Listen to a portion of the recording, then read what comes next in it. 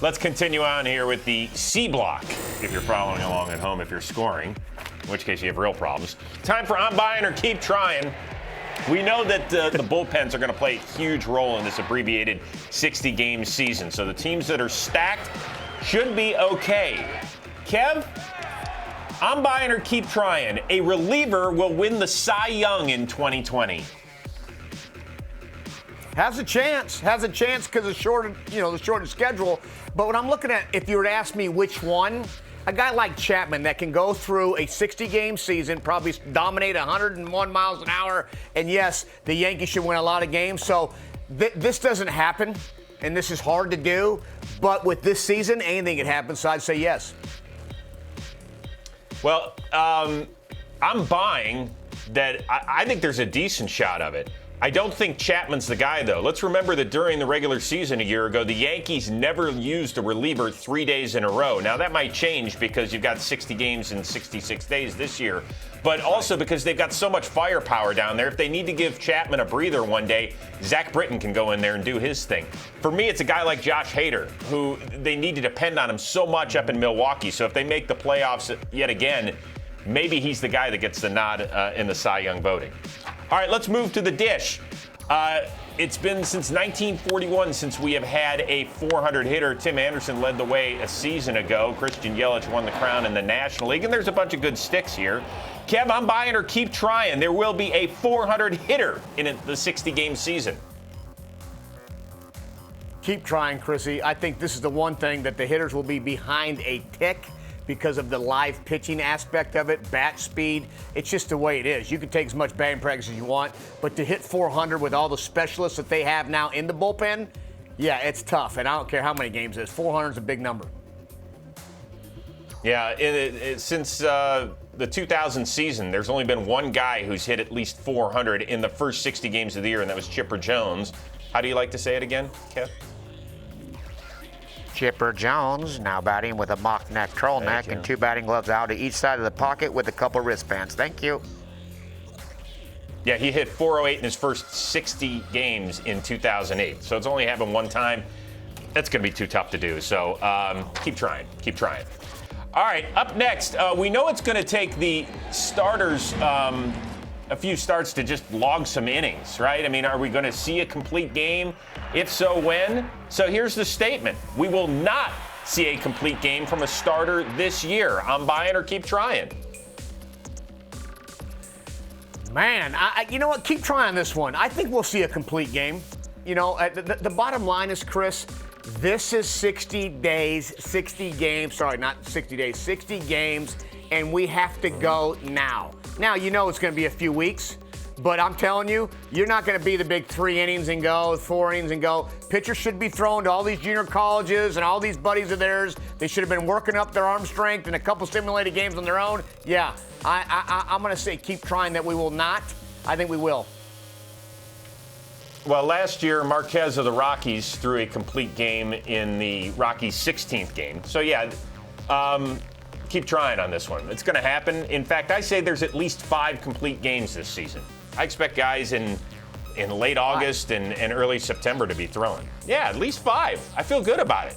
I like it. Feel good. Yeah. All right, so if we can forget about a 40-40 season. That's long gone. The question is 2020. And so we have circled the name Ronald Acuna Jr., and the statement is he'll have a 2020 season. I'm buying or keep trying. You know what? I'm buying if Ronald Acuna Jr. keeps growing as a ball player and gives you that 100% effort, because he can do whatever he wants on the baseball field. This is one player that, not that we forget about, but the talent level is far above than most of the players. Okay, we have some great players in big leagues, and then he's got this greatness of the greatness, which means he could run and hit for power to all areas of the field. So I'm buying that he can do it if he keeps growing as a player and learns from the little mistakes that he's had as a young player. Well, the nice thing is when he hits the ball over the fence, you can go as fast or as slow as you want. So if he keeps doing that, he's cool. And by the way, he's going to learn. There's no question about it. Everything we hear out of Atlanta is that he's a good kid. He just has to stop repeating those mistakes. Yep. But I don't even want to talk about that because I want to talk about his talent. He did have a 60-game stretch last year where he did have 20 homers and 20 steals. So I'm buying. I'm in. I think it's going to be cool to see, and I think he's going to have a chance at the MVP. Speaking of the MVP, Bryce Harper in his second season in that 13-year deal with the Philadelphia Phillies. He will finish as a top 5 MVP. I'm buying or keep trying, Kev? Yeah, you know what? It's an easy question to answer. Yes, I'm buying, and I'm going to buy because it takes you a year to kind of go there, especially when you sign the kind of money that Bryce did, 13 years, $300+ million, and there's a lot of pressure that you put on yourself. Bryce doesn't need to put pressure on himself. Bryce is rich. Bryce is in a hitter-friendly ballpark.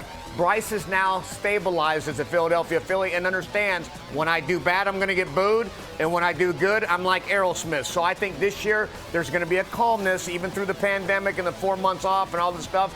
I think, yes, you'll see him in the top 5. He's got that extra gear when he wants to go, too. You couldn't have gone with a band where the guys aren't 70 years old? You had to go Aerosmith? Well, that's my generation, Chris. I mean, when you put in classic rock, I'm going to listen to Aerosmith. I'm going to listen to Marshall Tuckerberg. Mm-hmm. Can't you see what that woman, she's been doing to me?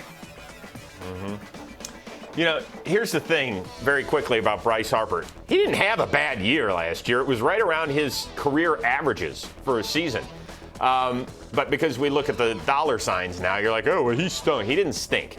But I'm going to say keep trying here. It's hard to crack the top 5 of an MVP. He's only done it one time, and that's when he was a unanimous winner in 2015. So he could finish 6th or 7th and have a great year and lead the Phillies to the playoffs. But I just don't think it's going to be a top 5 year. That's all. Nothing personal, Bryce. I hope you. All right, last one. The Red Sox and the Dodgers made an interesting deal for Mookie Betts. So now in the outfield, you got Betts and Bellinger, both MVPs. So, Kev, Mookie Betts will have a better year than Cody Bellinger. I'm buying or keep trying. Well, I answer this. Betts is going to bring home the hardware for the Los Angeles Dodgers, so I have to say, yeah, he will have a better year than Bellinger. And you know me, I love me some Belly, and he is dynamic and a remote stopper. But Mookie Betts, he's got the extra gear we're talking about like Ronald Acuna Jr. So, yeah, I'm buying because I just picked him that the Dodgers will have that kind of hardware this next year. I'm going to say keep trying. I think the one part of the equation that could be tough to factor in is that Mookie Betts has 60 games to show the Dodgers exactly what he's all about if he does indeed want a $350 million deal or whatever. I think that could be tough. I mean, who knows? But I would say Bellinger, he's good to go here. I don't think he's going to repeat as an MVP, but I think he's going to have a better year.